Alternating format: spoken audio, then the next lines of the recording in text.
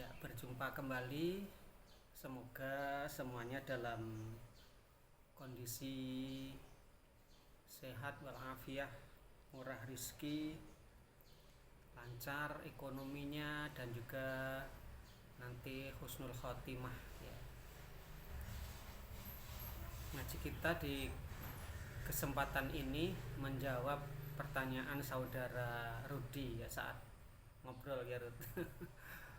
Apa obrolan atau yang menjadi pertanyaan dari saudara Rudi ini?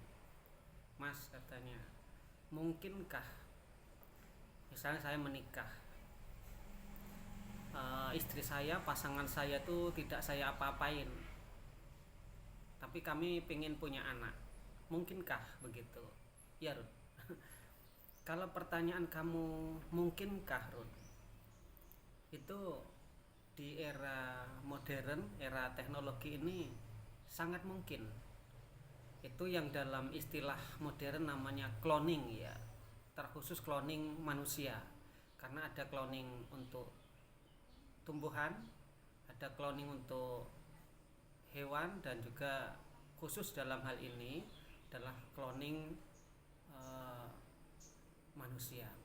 Artinya cloning manusia itu begini, bahwa ada sebuah proses bioteknologi untuk menciptakan replika atau salinan Rudi dan istri atau pasangan A dan B sama salinan itu tanpa melalui proses pembuahan, melalui pernikahan, melalui perkawinan begitu.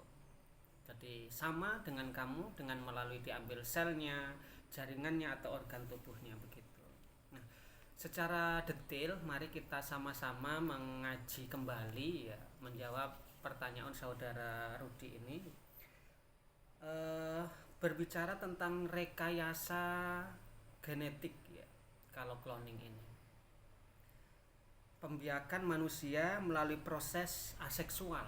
Jadi Rudi menikah dengan istrinya tetapi tidak diapa-apain, pengennya punya anak, itu namanya aseksual ya, tidak melalui proses perkawinan, tidak diapa-apain kalau bahasa Rudi itu tadi.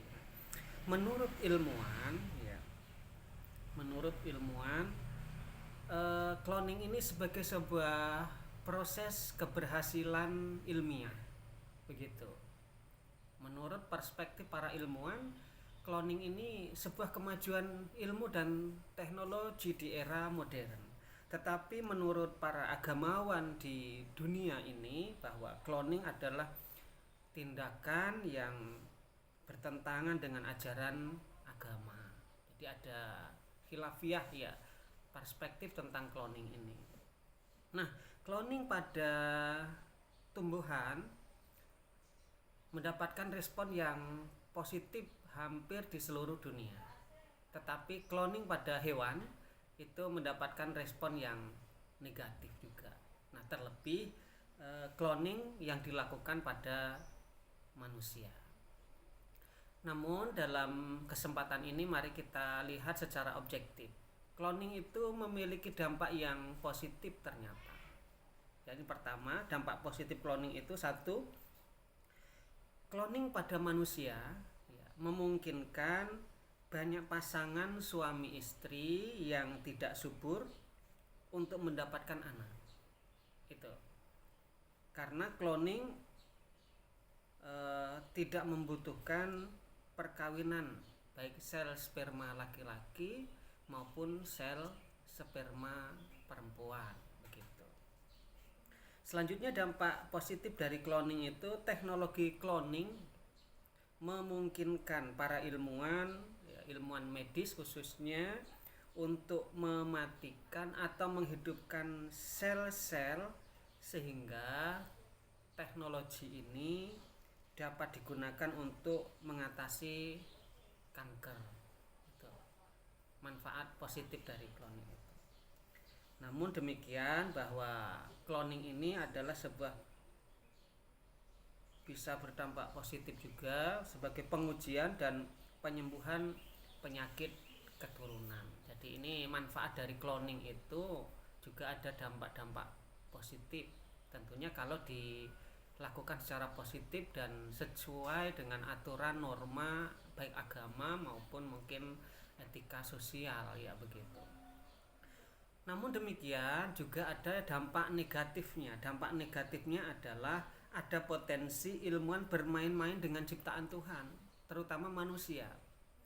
Manusia ini kan dalam perspektif Islam fi aksani takwim, baik secara proses, kemudian bentuk dan lain sebagainya dalam fi aksani takwim, dalam kondisi yang terbaik. Nah, dengan cloning ini memungkinkan para ilmuwan itu ya bermain-main dengan proses penciptaan manusia yang telah digariskan secara fitrah oleh Tuhan Allah Subhanahu wa taala. Nah, yang selanjutnya dampak negatif adalah terutama dalam perspektif agama ya, dalam hal ini khusus agama Islam, struktur kekeluargaan dalam agama ya, dalam menurut Islam menjadi terancam karena menciptakan manusia baru cukup mengambil sel inti yang tidak melalui proses pembuahan tadi, perkawinan tadi, mengambil salah satu sel inti dari jenis manusia baik laki-laki maupun perempuan. Jadi pertanyaan Rudi tadi, saya nikah tapi nggak saya apa-apain, kalau potensi punya anak punya ya, dengan teknologi ya, itu dengan kemajuan zaman. Jadi dan juga dampak negatifnya memicu kerancuan dalam konsep mahram. Nah, ini akhirnya tidak jelas nasabnya siapa ini, anak siapa ini, kan begitu. Kalau melalui perkawinan kan jelas bahwa A dan B ini menikah, kemudian memiliki anak yang ya secara fitrah jelas. Nah, tapi kalau cloning ini merusak mahram, ini secara ini detail ini anaknya siapa, kan begitu.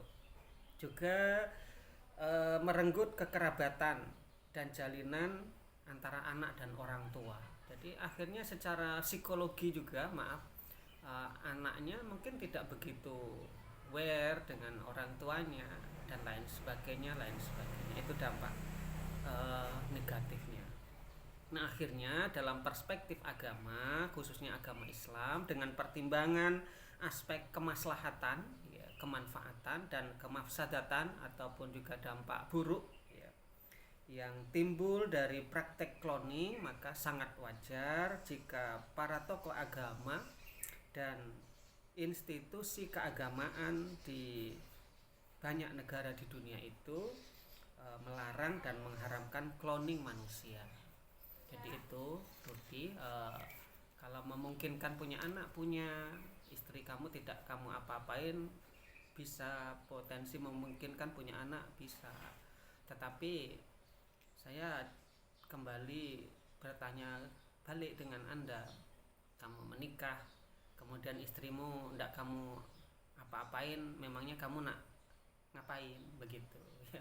Itu ya sekilas tentang cloning, mudah-mudahan bermanfaat. Walafu minkum, mudah-mudahan berkah buat kita sekalian sebagai menambah wawasan keilmuan kita bersama.